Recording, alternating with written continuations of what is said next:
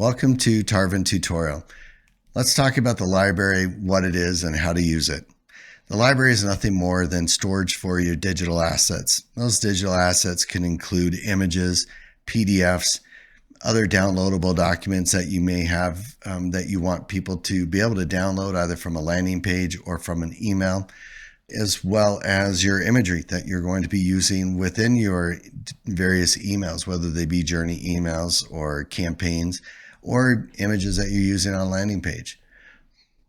When you upload images into the system, you can use the folder view or you can just use the regular list view. That's really up to you on how you decide to use it. By default, you'll go into the list view and everything will be available there. You'll be able to add a new item, which you can add in images, you can add in content blocks, and you can add in files. Images and files are almost the same thing, except files are more for those downloadable things, which are typically, like I said, PDFs or Word doc or what have you. I would strongly suggest you stick to PDFs because those are usually the safest.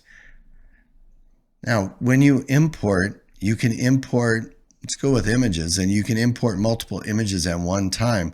If you have a lot of images that you're going to be putting in for a campaign or what have you, you can do that in the library, or you could do it within the image manager as part of the campaign editor. But when you're importing, you can import a zip file and then have the system expand that zip file for you and extract everything out of it. That way you don't have to import one image at a time. You could just import the zip and we'll extract all the images out for you. Now, one caveat is that when you do the import, you can tell the system to override the image with the new version of the image. When you do so, that image, the new version of the image, may not show up right away. There's a lot of things on the backside in caching for optimization, and because of that caching, it may take up to 24 hours before you see the new version of your image. So keep that in mind in case you need to import an image quickly.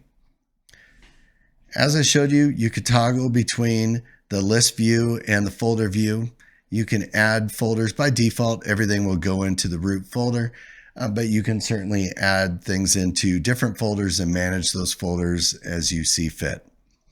Now, content blocks, I mentioned that briefly. Content blocks are standard content that you're going to use throughout the system. Those could be like a standard footer that's in every email, or a standard header, or just different standard content that you can have. And that content could be images, it could be text, it could be a mixture of both.